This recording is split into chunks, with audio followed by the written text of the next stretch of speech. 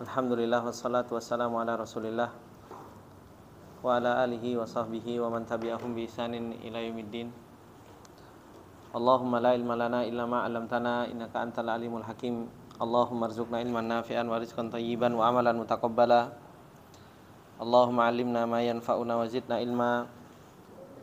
Rabbi shrah li sadri wa yassir li amri wahlul 'uqdatam min lisani yafqahu qawli. Rabbi zidna ilma warzuqna fahma. Ikhwani wa akhwati fillah rahimani wa rahimakumullah jami'an.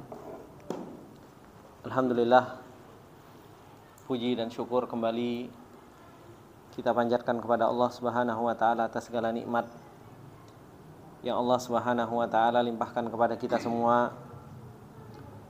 Dan alhamdulillah di kesempatan yang berbarokah ini kembali kita ditolong oleh Allah Subhanahu wa taala dan diberi taufik oleh Allah Subhanahu wa taala sehingga kembali kita bisa bertafakuh fiddin, mempelajari agamanya Allah Subhanahu wa taala untuk kita bisa memantaskan diri kita dipilih oleh Allah Subhanahu wa taala.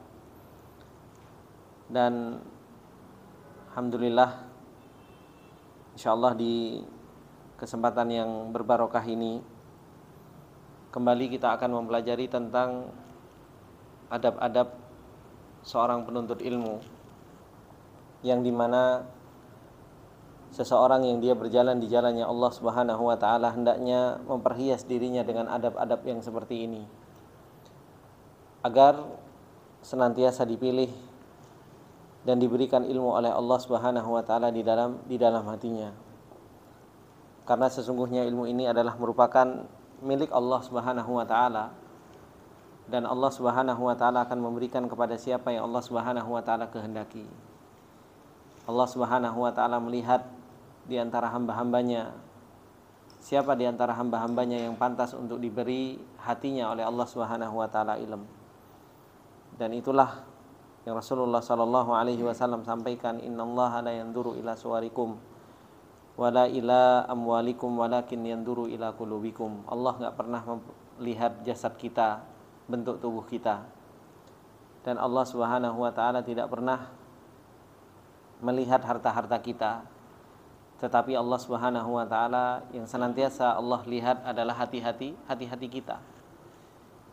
Mana di antara hati-hati kita yang pantas untuk diberikan ilmu oleh Allah Subhanahu wa taala, ya hati itulah yang akan dipilih oleh Allah Subhanahu wa taala sebagai bejananya ilmu.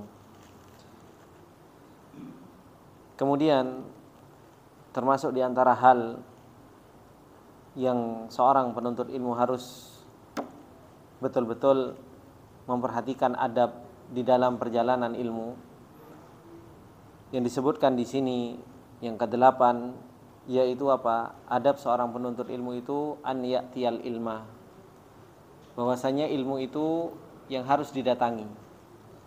Ilmu itu harus didatangi. Dan ini yang sering disebutkan oleh para ulama, bahwasanya al ilmu yu'ta wala ya'ti.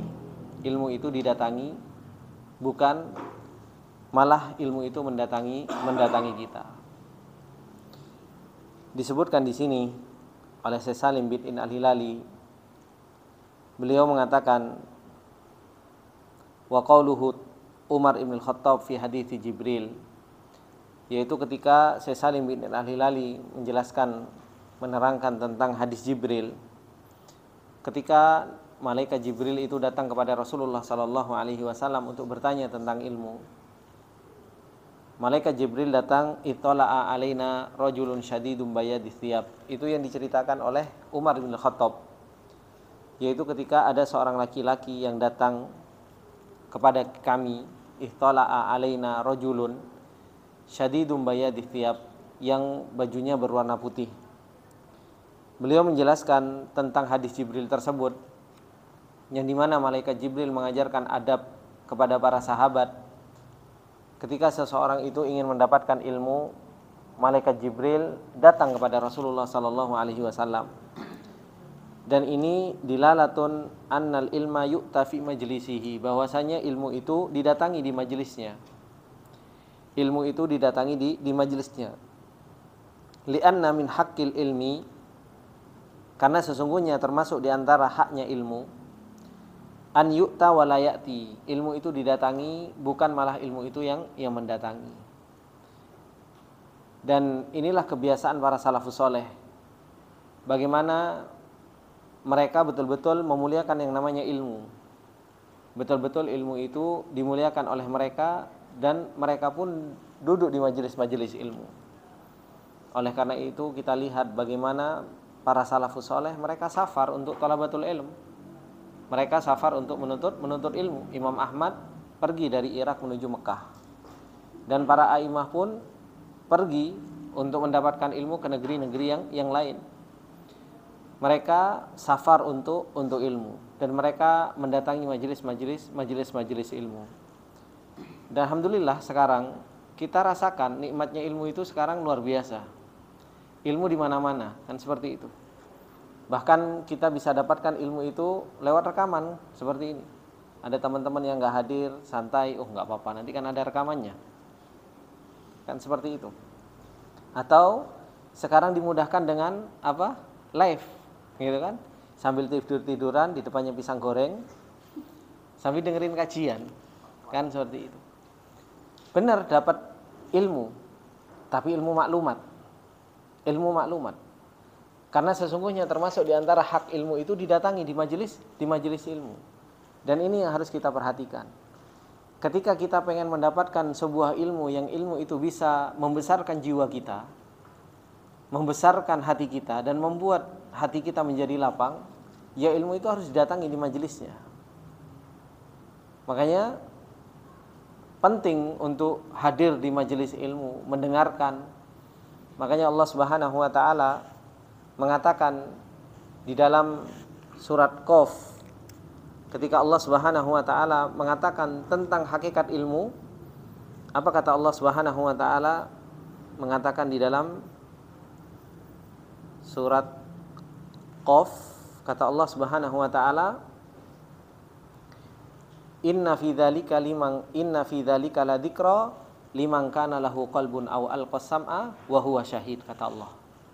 Sesungguhnya ayat-ayat Allah Subhanahu wa taala, dan itu adalah merupakan ilmunya Allah Subhanahu wa taala, ladzikra, akan menjadi sebuah peringatan bagi dada-dada seseorang, bagi hati-hati seseorang. Tapi yang seperti apa? Liman kana lahu qalbun, orang yang hatinya hadir, aw alqas sam'a wa huwa syahid, dan pendengarannya pun betul-betul dipasang. Wa huwa syahid, dia mendatangkan, menghadiri dan menyaksikan, kata Allah Subhanahu wa taala. Nah, inilah yang harus betul-betul kita perhatikan. Orang kalau pengen mendapatkan ilmu nafi', mendapatkan ilmu yang bermanfaat dari apa yang dia pelajari, salah satunya apa? Dia hadir di majelis ilmu. Dan kecuali seseorang punya uzur, punya uzur, dan itu yang dijalankan oleh Umar bin Khattab radhiyallahu taala anhu, yaitu bermuahadah dengan temannya, ketika saya ada kerjaan tolong dicatat, nanti saya ambil catatannya, dan sebaliknya, kan seperti itu. Tetapi para sahabat ketika tidak ada uzur, mereka akan duduk di majelis Rasulullah sallallahu alaihi wasallam, dan mereka akan menghadiri apa yang disampaikan oleh Rasulullah sallallahu alaihi wasallam secara langsung. Maka ini yang dikatakan oleh Syekh Salim bin Indah Hilali ketika beliau mengatakan li'anna min haqqil ilmi an yu'ta wa la ya'ti. Termasuk di antara haknya ilmu, yaitu apa? An yu'ta wa la ya'ti. Ilmu itu didatangi, bukan ilmu itu yang mendatangi kita. Makanya pernah, ikhwani fillah rahimani wa rahimakumullah, pernah ana sampaikan, ilmu ini rezeki dari Allah. Ilmu ini rezeki dari Allah Subhanahu wa taala. Tapi rezeki ilmu itu berbeda dengan rezeki yang lainnya. Kalau rezeki yang lainnya itu malah ngejar kita, justru malah mendatangi kita. Tapi kalau rezeki ilmu, kita yang harus usaha, kita yang harus mendatanginya,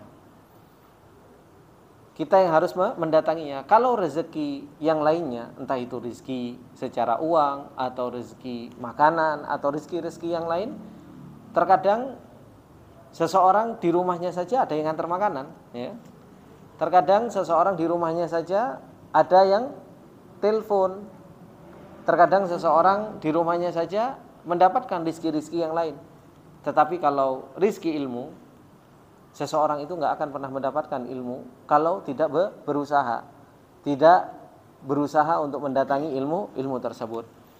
Maka ini yang dinasihatkan kepada kita semua tentang adab seorang penuntut ilmu di dalam perjalanan ilmu. Seberapapun sibuknya kita, hendaknya seseorang itu duduklah di majelis ilmu. Hendaknya seseorang itu duduk di majelis ilmu, mendengarkan nasihat, mendengarkan ayat-ayat Allah Subhanahu wa taala dan sunnah-sunnah Rasulullah sallallahu alaihi wasallam. Dan ini yang dahulu para salafus saleh sampai dikatakan kayak seperti halnya Imam Nawawi, ikhwan. Imam Nawawi itu setiap harinya duduk di majelis ilmu itu sampai berapa kali? 13 kali. Imam Nawawi itu duduk di majelis ilmu, bukan ngajar. Masih dalam keadaan belajar, itu duduk bisa sampai 13 kali. 13 kali menuntut ilmu dalam sehari. Itu sekelas Imam Nawawi. Nah, kita kadang alhamdulillah seminggu sekali aja alhamdulillah kan seperti itu. Ya kan? Kadang seminggu sekali juga harus izin, ya kan? Harus izin. Nah, terus gimana kita mau mendapatkan ilmu yang Allah Subhanahu wa taala akan berikan kepada kita kalau kita duduk di majelis ilmu saja masih begitu malas-malesan. Kemudian Syekh Salim mengatakan, fahaula'is sahabatu radhiyallahu taala anhum. Maka mereka sahabat radhiyallahu taala anhum lam ya'nafu an ya'tu majalisal ilm.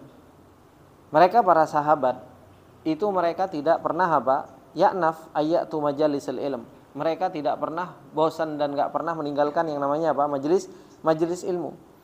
Wa kadzalika Jibril alaihi salatu wassalam.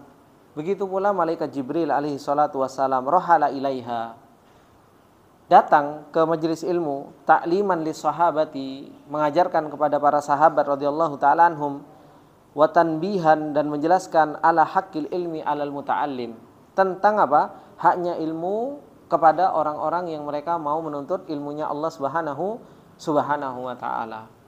Makanya inilah haknya ilmu. Para sahabat betul-betul berusaha untuk diajarkan oleh malaikat Jibril, dan mereka pun mengerjakan haknya ilmu tersebut dengan mereka mendatangi ilmu. Akhirnya apa? Allah Subhanahu wa taala pilih.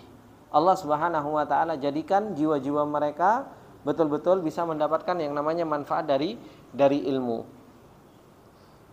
Terkadang ikhwani wa akhwati fillah, ikhwani fillah rahimani wa rahimakumullah jami'an. Terkadang seorang penuntut ilmu itu subhanallah, dengan yang tadi saya sampaikan, dengan banyaknya fasilitas yang ada sekarang, itu talabul ilmi sekarang banyak sekali bermudah-mudahan. Banyak sekali bermudah-mudahan dengan adanya live tadi, sangat sekali banyak bermudah-mudahan. Dan ada hal yang mungkin saya sayangkan juga, terkadang sebagian sebagian asatidzah itu justru malah lebih senang live gitu. Padahal mungkin talabul ilminya itu duduk di majelis ilmunya, tapi justru malah yang duduk di majelis ilmunya itu paling cuma 2 atau 3 orang, sisanya disuruh live di rumah masing-masing. Dan ini saya dapatkan sebagian seperti itu. Dan ini kadang kalau saya pikir tentang haknya ilmu, terkadang kok jauh gitu dari apa yang disampaikan oleh para ulama terhadap haknya ilmu yang harus didatangi, kemudian duduk di majelis-majelis ilmu. Padahal di majelis ilmu sendiri itu Rasulullah sallallahu alaihi wasallam mengatakan, wastama'a qaumun fi baitin min buyutillah yatluna kitaballah wa yatadarasuna fima bainahum illa nazalat alaihimus sakinah wa ghasyiyatuhumur rahmah. Banyak sekali keutamaan dari majelis ilmu tersebut. Tapi terkadang justru malah cukup yang duduk di sekitar saya adalah orang-orang yang penting-penting saja. Silahkan yang lainnya itu duduk di rumah masing-masing. Dan ini ada. Ini yang kita sayangkan. Yang kita sayangkan, yang lainnya disuruh live di rumah masing-masing, toh ini juga live. Akhirnya apa? Yang duduk hanya orang-orang yang ring 1, ring 2 atau ring 3-nya. Gitu. Dan ini saya dapatkan. Semoga Allah Subhanahu wa taala memberikan taufik kepada kita semua. Kemudian beliau menceritakan tentang bagaimana para penuntut ilmu itu di zaman sahabat An Ibnu Abbas radhiyallahu taala anha, dari Ibnu Abbas radhiyallahu taala anha qala fa in kana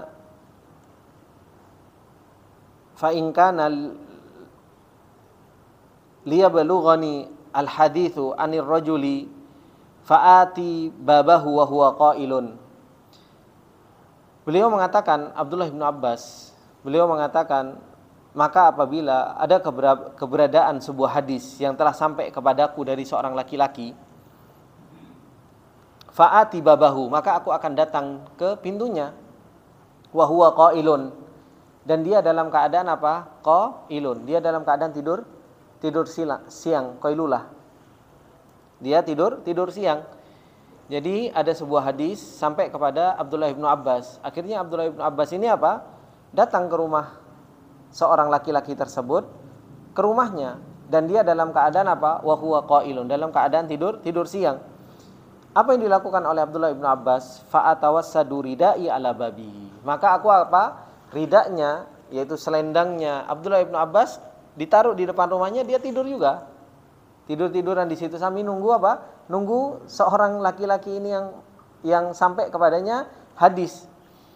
Kemudian apa? Tasfir rihu alayya minat turab. Subhanallah. Ini Abdullah bin Abbas, alimnya sahabat. Sahabat. Ketika angin tersebut menghempaskan sampai turab itu apa? Debu-debu itu istilahnya sampai ke Abdullah bin Abbas, jadi membuat panas. Dan kita tahu ya Mekah gimana rasanya dulu. Gimana kalau musim panas, habis itu terus siang-siang kita kena anginnya aja, Masya Allah kan seperti itu. Madinah, Mekah kan seperti itu. Kalau pas lagi musim panas, kalau antum pernah umroh musim panas pasti merasakan lumayan gitu kan. Loh, ini seorang Abdullah bin Abbas gitu kan. Fayakhruju fayaqul, akhirnya orang ini bangun dan dia keluar. Fayaqulu ya ibna ammi Rasulillah sallallahu alaihi wasallam, wahai anak paman Rasulullah sallallahu alaihi wasallam, maja abika, apa yang membuatmu datang gitu loh. Apa yang membuatmu datang? Ala arsalta ilayya faatika, bukankah engkau bisa mengutus seseorang sehingga aku datang kepadamu? Bukankah engkau bisa mengutus seseorang sehingga aku datang kepadamu? Ini perkataan dari seorang yang membawa hadis tersebut. Qala, dikatakan oleh Abdullah bin Abbas, ana ahakun an atika, aku lebih berhak untuk datang kepadamu, kata Abdullah bin Abbas. Fasa'alahu anil hadis, sehingga Abdullah bin Abbas itu datang ke tempat tersebut dan fasa'alahu anil hadis, sehingga bertanya tentang hadis tersebut. Ini yang dilakukan oleh Abdullah bin Abbas. Abdullah bin Abbas alim, seorang ulama, anak paman dari Rasulullah sallallahu alaihi wasallam. Dan ketika itu Abdullah bin Abbas itu sudah dikenal dengan alimnya di antara para sahabat. Kalau Abdullah bin Abbas sampai orang tersebut mengatakan apa? Ala arsalta ilayya fa'ati. Gimana kalau seandainya aku datang kepada engkau utus seseorang dan aku datang kepadamu? Tapi Abdullah bin Abbas mengatakan apa? Ana ahakun an atik. Saya lebih berhak untuk datang kepadamu. Dan ini permasalahan yang banyak sekali. Orang-orang yang ngerasa bahwasanya dirinya adalah orang yang punya apa? Punya apa? Zolat, punya fulus, gitu kan? Apa? Guru ngaji, ente yang datang ke ana, ya kan? Dan ini permasalahan yang paling banyak. Harusnya kita ingatkan dulu, masih kecil ya Pak ya. Meskipun mungkin ada orang tua antum yang punya uang gitu kan. Tapi apa? Kita dipukul dari kecil sama orang tua kita. Ngaji kamu sana, berangkat ke langgar sana, kan seperti itu. Kita mulai kecil diajarkan sama orang tua kita yang datang ke yang namanya ilmu. Tapi subhanallah, dengan banyaknya zaman sekarang, kita pengen mendidik anak kita, kayaknya eksklusif kan seperti itu. Guru yang saya datangkan ke rumah saya. Ngerasa bahwasanya itu adalah sesuatu yang spesial kan seperti itu. Ada guru yang datang ke rumah, ngajarin secara khusus, bahkan bangga dengan hal tersebut. Tenang Ustadz, anak saya anak privatkan. Gurunya anak datangkan ke rumah, les tajwid, les apa? Bahasa Arab, les apa dan lain sebagainya. Padahal ini apa? Menyelisihi adab seorang penuntut ilmu. Bagaimana seseorang akan mendapatkan ilmu nafi' kalau seandainya adab thalabul ilmi enggak dipraktekkan dalam kehidupan. Dan itu adalah merupakan sebuah kebanggaan bagi orang-orang yang seperti itu. Guru yang saya mampu kok bayar guru. Saya datangkan guru tersebut ke rumah saya. Dan ini subhanallah, ikhwani fillah rahimani wa rahimakumullah, ini yang harus betul-betul kita praktekkan dalam kehidupan kita sehari-hari. Dan subhanallah, ana sendiri ngerasakan bagaimana seseorang terkadang, orang yang punya fulus, terutama nih area Jakarta ya, ana cerita wakil-wakilan aja. Terkadang ada orang yang dipanggil ke rumahnya, ya kan? Ana mampu kok manggil ustaz. Dipanggillah si ustaz, "Ustaz, bisa ngisi kajian." Di mana? Bukan di masjid. Kalau di masjid orang akan datang. Antum ngisi di keluarga ana. Datang ke mana? Datang ke pengajian di rumah-rumah. Subhanallah. Akhirnya kadang ada ustaz ini mau datang ngisi pengajian di rumah gitu kan, ngajar, kemudian dikasih fulus. Memang fulusnya besar gitu kan. Kasih fulusnya besar. Tapi akhirnya apa? Bisa berubah ini satu keluarga ini. Wallahi, ana menyaksikan sendiri tidak ada perubahan sama sekali. Ngaji bertahun-tahun. Tetap aja dengan kesombongannya, tetap dengan keadaan seperti itu. Kenapa? Dia sudah meremehkan yang namanya ilmu. Gimana ilmu mau masuk dalam hatinya? Nggak akan pernah dipilih oleh Allah Subhanahu wa taala.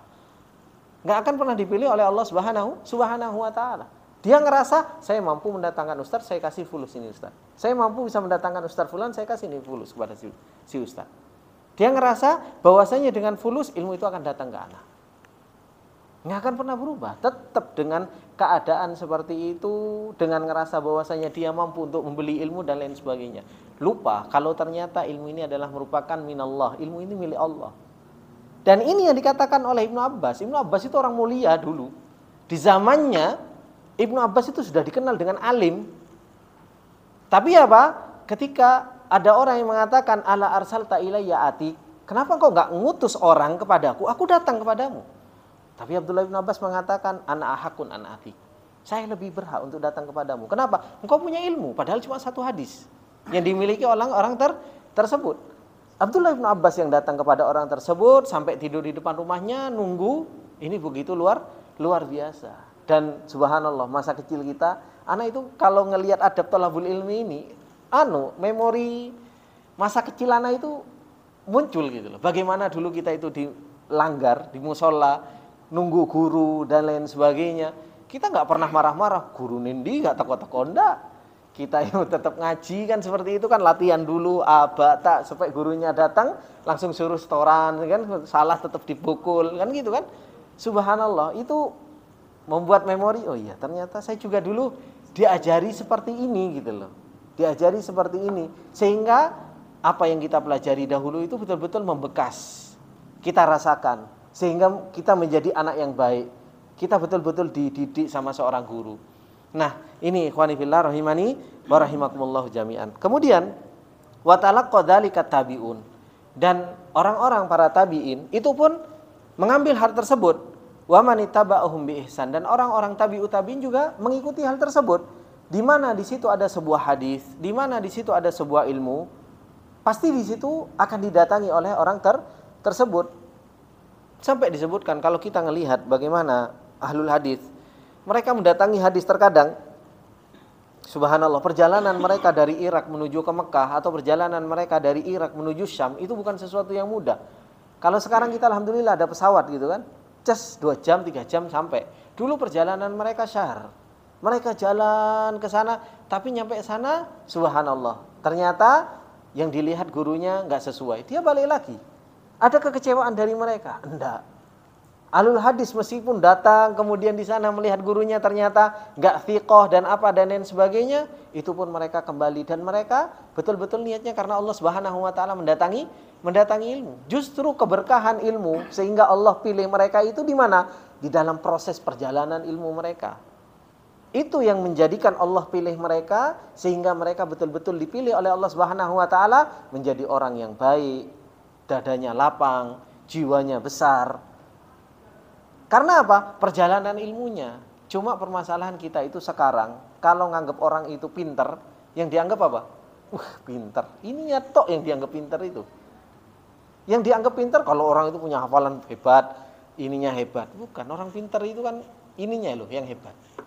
Jiwanya hebat, punya jiwa yang lapang, punya jiwa yang bagus, punya jiwa yang besar. Itu adalah orang yang pintar, dan itulah pilihan Allah Subhanahu wa taala. Hatta atlaqa al-Imam Malik rahimahullahu taala sampai Imam Malik mengitlaqkan sebuah perkataan al-masyhurah, yaitu apa? Al-ilmu yu'ta wa la ya'ti. Al-ilmu itu didatangi dan bukan ilmu itu yang mendatangi. Inilah ikhwani fillah rahimani wa rahimakumullahu jami'an. Maka adab talabul ilmi untuk kita mendatangi majelis, untuk kita mendatangi yang namanya majelis ilmu. Ini harus betul-betul kita terapkan adab talabul ilmi yang seperti ini. Kita datangi ilmu. Di mana ilmu itu ada, kita datangi. Berusaha untuk niatkan ibadah kepada Allah Subhanahu wa taala di dalam ketika seseorang itu mendatangi yang namanya ilmu. Jangan ngerasa kita punya uang, jangan merasa kita punya jabatan, jangan merasa kita punya kedudukan, akhirnya apa? Ilmu itu kita suruh datang kepada kita. Tapi seharusnya kitalah yang bisa merendah di hadapan ilmu. Ilmu itu akan bisa masuk dan bisa menjadi ilmu yang bermanfaat kalau kita bisa betul-betul membesarkan ilmu dan kita bisa merendah di hadapan ilmu. Ini satu adab yang bisa kita pelajari dan semoga kita amalkan. Semoga ini bermanfaat buat kita semua. Subhanakallahumma bihamdika asyhadu an la ilaha illa anta astaghfiruka wa atubu ilaik. Wassalamualaikum warahmatullahi wabarakatuh.